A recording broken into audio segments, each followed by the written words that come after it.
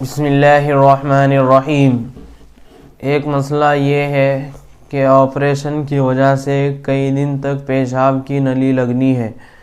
تو اس صورت میں نماز کی کیا ترتیب ہوگی اور نماز کیسے پڑھی جائے گی؟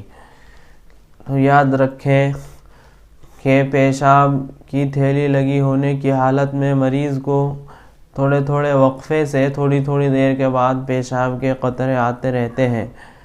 لہٰذا ایسا مریض اگر ڈاکٹر حضرات اس کو اجازت دیں کہ وہ پیشاب کی تھیلی اتار دے اور اس کے بعد نماز پڑھ سکے تو اس کو تھیلی اتار کر نماز پڑھنا ضروری ہوگا، اور اگر ڈاکٹر حضرات اس کو تھیلی اتارنے سے منع کریں تو پھر ایسا شخص معذور کے حکم میں ہوگا اور پیشاب کی تھیلی لگی ہونے کی حالت میں ہی نماز ادا کرے گا، اور معذور کے لیے حکم یہ ہے کہ وہ ہر نماز کے وقت نیا وضو کرے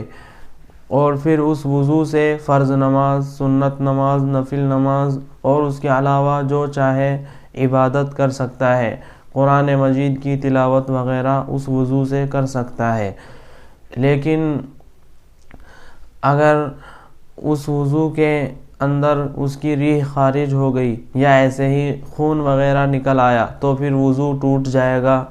اور اگر پیشاب کے قطرے ٹپکتے رہیں تو اس سے وضو نہیں ٹوٹے گا، اور جب ایک نماز کا وقت ختم ہو جائے گا تو وہ وضو بھی ختم ہو جائے گا، لہٰذا اس کو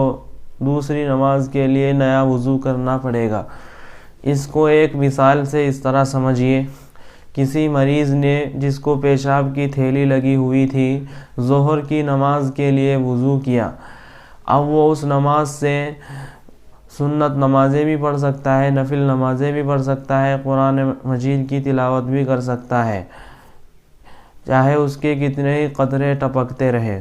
لیکن اگر اس کی ریح خارج ہو گئی تو اب اس کا وضو ٹوٹ جائے گا، اور جیسے ہی ظہر کی نماز کا وقت ختم ہوگا تو یہ وضو بھی اس کا خود بخود ٹوٹ جائے گا، اب اس کو اگلی نماز کے لیے نیا وضو کرنا پڑے گا۔ یہ